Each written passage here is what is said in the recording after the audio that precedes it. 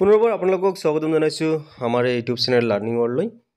Viewers, আজি learning ৱৰ্ল্ডত আপোনালোকৰ সৈতে আলোচনা কৰিম চৰকাৰী কৰ্মচাৰীৰ ডিএ বৃদ্ধি সম্পৰ্কে। হয় ফ্ৰেণ্ডছ, ইতিমধ্যে কেন্দ্ৰীয় চৰকাৰৰ ফালৰ পৰা ঘোষণা কৰা হৈছে আৰু বিভিন্ন ধৰণৰ বাতৰি কাকতত প্ৰকাশ পাইছে। চৰকাৰী কৰ্মচাৰীৰ ডিএ 3% বৃদ্ধি কৰা হৈছে আৰু এই বৰ্ধিত ডিএ সম্পৰ্কে এক নিউজ আৰ্টিকেল আমাৰ হাতত আছে।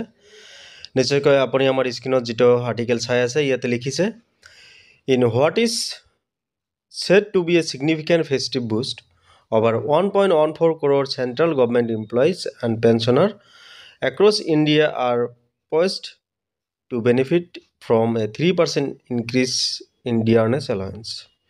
নিশ্চয় কেন্দ্ৰীয় চৰকাৰৰ কৰ্মচাৰীৰ 3% ডিএ ইনক্ৰিজ কৰা হৈছে আৰু এই 3% ইনক্ৰিজ কৰাৰ লগে লগে 55ৰ পৰা 58 পালেগৈ আৰু এই যি 3% ডিএ বৃদ্ধি কাৰ্যকৰী হ'ব 1 জুলাই 2025 পৰা, অৰ্থাৎ আগন্তুক যি দিৱালী ফেষ্টিভেল আছে তাৰ বাবে এক উপহাৰ বুলি ক'ব পাৰে। ফ্ৰেণ্ডছ, ইয়াৰ লগতে আৰু এটা কথা যে কেন্দ্ৰীয় চৰকাৰে 3% ডিএ বৃদ্ধি কৰাৰ লগে লগে কিন্তু ৰাজ্য চৰকাৰেও 3% ডিএ বৃদ্ধি কৰে।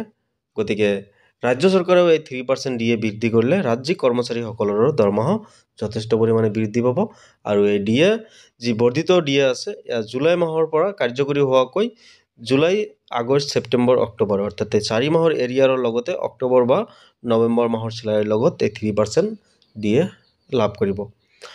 লগতে আৰু এটা কথা ইয়াতে উল্লেখ কৰিছে, যি 7th পে কমিশ্যন বৰ্তমান চলি আছে, যিটো জানুৱাৰী 2016 চনৰ পৰা আৰম্ভ হৈছিলে। তাত 0% ডিএৰ পৰা আৰম্ভ কৰি আজিলৈকে 58% ডিএ ইনক্ৰিমেণ্ট হ'ল আৰু এয়াই চাগে 7th পে কমিশ্যনৰ লাষ্ট ইনক্ৰিমেণ্ট। আৰু তাৰপিছত যিহেতু 2026 চনৰ জানুৱাৰী মাহৰ পৰা 8th পে কমিশ্যন কাৰ্যকৰী হ'ব, গতিকে এই ডিএৰ পৰিমাণ 7th পে কমিশ্যনৰ অধীনত 58% টাচ কৰিলে। আপোনালোকৰ বাবে এটা ভাল খবৰ, যদি আপুনি এগৰাকী চৰকাৰী কৰ্মচাৰী হয়।